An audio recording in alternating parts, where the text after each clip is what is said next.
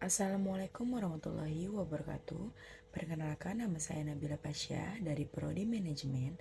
Ingin mempresentasikan hasil performance tense untuk UTS mata kuliah Etika Bisnis dengan dosen pengampu Bapak Muhammad Taufan Nugroho. Baik, kita akan membahas materi tentang etika dan bisnis. Pengertian etika bisnis. Etika berasal dari bahasa Yunani kuno yaitu ethos yang berarti kebiasaan atau adat, akhlak, watak, perasaan, sikap, cara berpikir. Menurut Kamus Bahasa Indonesia, etika adalah ilmu pengetahuan tentang asas-asas akhlak atau moral. Menurut Dr. Handes O.P. Simorangkir, etika atau etik sebagai pandangan manusia dalam berperilaku menurut ukuran dan nilai yang baik. Dan menurut Magni Suseno, etika adalah sebuah ilmu dan bukan sebuah ajaran yang memberi kita norma tentang bagaimana kita harus hidup adalah moralitas. Bisnis adalah usaha menjual barang atau jasa yang dilakukan oleh perorangan, sekelompok orang atau organisasi kepada konsumen masyarakat dengan tujuan utamanya adalah memperoleh keuntungan laba atau profit. Pada dasarnya kita melakukan bisnis adalah untuk memperoleh laba atau keuntungan. Teori etika bisnis ada 4. Yang pertama, etika deontologi. Yang kedua ada etika teleologi. Yang ketiga ada etika hak. Dan yang keempat etika keutamaan. Yang pertama ada etika deontologi. Istilah deontologi berasal dari bahasa Yunani, yaitu deon, berarti kewajiban, dan logos yang berarti ilmu. Menurut teori ini, beberapa prinsip moral bersifat mengikat dan merupakan kewajiban bagi setiap manusia. Teori ini menekankan setiap manusia untuk melakukan segala sesuatu berdasarkan standar moral yang berlaku. Jika seseorang melakukan tindakan yang sesuai dengan prinsip norma, maka orang tersebut merupakan orang yang baik.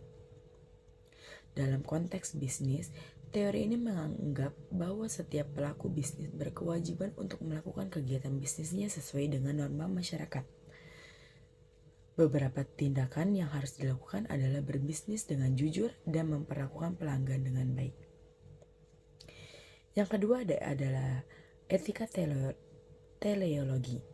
Istilah ini juga berasal dari bahasa Yunani, yaitu telos, artinya tujuan, sasaran, atau hasil. Etika ini mengukur suatu perbuatan berdasarkan tujuan atau niat dari seseorang yang melakukannya.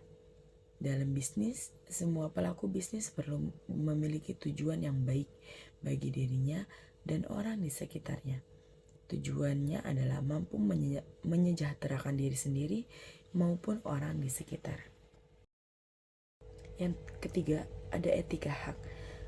Teori etika hak adalah pendekatan yang banyak dipakai untuk mengevaluasi apakah tindakan, perbuatan, dan kebijakan bisnisnya telah tergolong baik atau buruk. Dengan menggunakan kaidah hak seseorang tidak dapat dikorbankan menggunakan alasan apapun. Misalnya, pelanggan berhak untuk mendapatkan produk berkualitas dan pelayanan terbaik. Oleh karena itu, pelaku bisnis harus berusaha untuk memenuhi hak tersebut. Yang keempat ada etika keutamaan. Etika keutamaan lebih mengutamakan pembangunan karakter pada diri setiap orang. Nilai moral bukan muncul berdasarkan aturan berupa larangan atau perintah, namun dalam bentuk nilai-nilai yang dianggap baik dalam masyarakat. Sebagai pembisnis, kamu harus berusaha untuk menerapkan etika keutamaan, sebab hal ini bisa menjadi penilaian masyarakat untuk menilai apakah bisnis yang kamu jalani adalah bisnis yang baik atau tidak. Pendekatan stakeholder.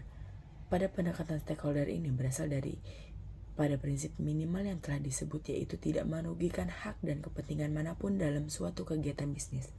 Sehingga pendekatan stakeholder menuntut agar bisnis apapun perlu dijalankan secara baik dan etis. Justru demikian menjamin kepentingan semua pihak yang terkait dalam bisnisnya.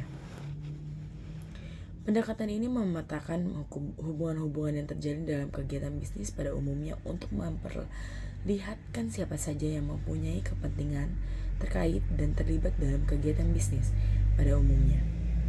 Dan pada akhirnya pendekatan ini mempunyai satu tujuan, yaitu bisnis harus dijalankan sedemikian rupa agar hal dan kepentingan semua pihak terkait yang berkepentingan stakeholder dengan suatu kegiatan bisnis dijamin, diperhatikan, dan dihargai. Sekaligus dengan pendekatan ini bisa dilihat dengan jelas bagaimana prinsip-prinsip etika bisnis. Etika dalam manajemen pemasaran.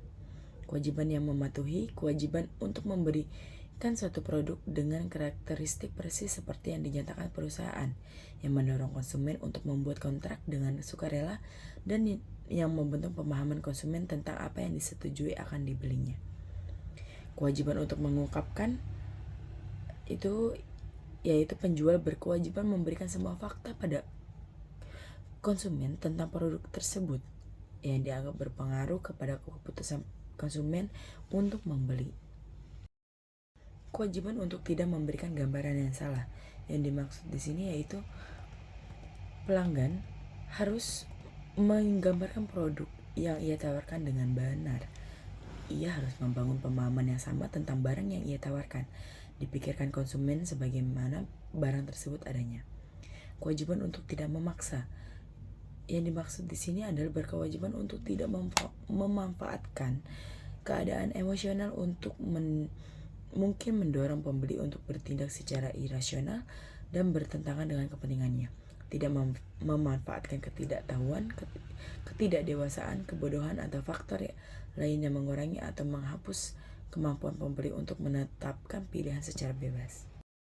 Etika dalam manajemen produksi, yaitu fungsi produksi dilakukan oleh perusahaan untuk menciptakan atau pengadaan barang atau jasa. Transformasi yang dilakukan dalam kegiatan produksi adalah membentuk nilai tambah terhadap barang dan jasa. Etika manajemen produksi harus membahas hal-hal berikut. Yang pertama, produk apa yang dibuat. Yang kedua, berapa kuantitas produk yang dibuat. Yang ketiga, mengapa produk tersebut dibuat. Di mana produk tersebut dibuat, kapan produk itu dibuat, siapa yang membuat, dan bagaimana memproduksikannya. Etika manajemen sumber daya manusia, yaitu dapat diartikan sebagai ilmu yang menerapkan prinsip-prinsip etika terhadap hubungan dengan sumber daya manusia dan kegiatannya. Untuk mencapai penanganan sumber daya manusia sebagai human capital dapat dinilai dari komponen sebagai berikut. Yang pertama, perencanaan pengelolaan sumber daya manusia, peningkatan pegawai, pendidikan dan pelatihan, kinerja pegawai dan pengakuan. Yang terakhir ada kepuasan pegawai. Selanjutnya ada etika utilitarianisme, yaitu adalah tentang bagaimana menilai baik buruknya suatu kebijaksanaan sesuai politik, ekonomi, dan legal secara moral. Apa kriteria dan dasar objektif yang dapat dijadikan pegangan untuk menilai baik buruknya suatu kebijakan publik? Apa dasar moral yang dapat dijadikan pegangan untuk menerima suatu kebijaksanaan publik sebagai lebih baik dari kebijaksanaan yang lain? Nilai positif etika utilitarianisme, yaitu yang pertama ada rasionalitas. Tidak didasarkan pada aturan-aturan yang kaku, memberi kriteria objektif dan rasional mengapa suatu tindakan dianggap baik. Yang kedua ada universalitas. Berbeda dengan etika teleologi lainnya yang menekankan manfaat bagi diri sendiri atau kelompoknya, justru mengutamakan manfaat banyak orang. Selanjutnya, utilitarianisme sangat menghargai kebebasan setiap pelaku normal, yaitu berbeda dengan etika deontologi. Otonomi manusia diberi tempat sentral, bukan sekedar mengikuti tradisi, norma, atau perintah tertentu. Analisis keuntungan dan kerugian.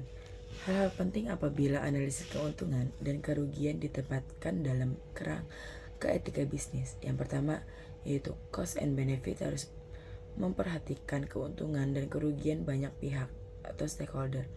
Keuntungan dan kerugian tidak hanya aspek finansial melainkan aspek-aspek moral, hak kepentingan konsumen, hak karyawan, kepuasan konsumen, dan sebagainya. Yang ketiga, pertimbangan keuntungan dan kerugian jangka panjang atau long-term benefit. Selanjutnya ada kelemahan etika utilitarianisme, Yang pertama, manfaat merupakan konsep yang begitu luas sehingga dalam kenyataan praktis akan menimbulkan kesulitan yang tidak sedikit. Manfaat berbeda-beda antara manusia. Yang kedua, etika utilitarianisme tidak pernah menganggap serius nilai suatu tindakan pada diri sendiri dan hanya memperlihatkan nilai suatu tindakan sejauh berkaitan dengan akibatnya. Padahal, sangat mungkin terjadi suatu tindakan pada dasar tidak baik, tetapi mendatangkan keuntungan atau manfaat. Yang ketiga, etika utilitarianisme tidak pernah menganggap serius kemauan baik seseorang. Suatu tindakan dapat dengan motivasi baik tetapi membawa kerugian besar bagi banyak orang tetap dinilai tidak baik. Yang keempat, variabel yang dinilai tidak semuanya dapat dikuantifikasi. Polusi udara, hilangnya air bersih, kenyamanan keselamatan dan tidak bisa dinilai dan diukur. Kelima, seandainya ketika kriteria dari etika utilitarianisme saling bertentangan, maka akan ada kesulitan dalam menentukan prioritas di antara ketiganya.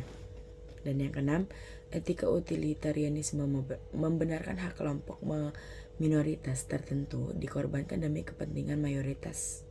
Etika utilitarianisme hanya berdasar pada manfaat keseluruhan atau overall utility. Sekian presentasi dari saya, kurang lebihnya mohon maaf. Wassalamualaikum warahmatullahi wabarakatuh.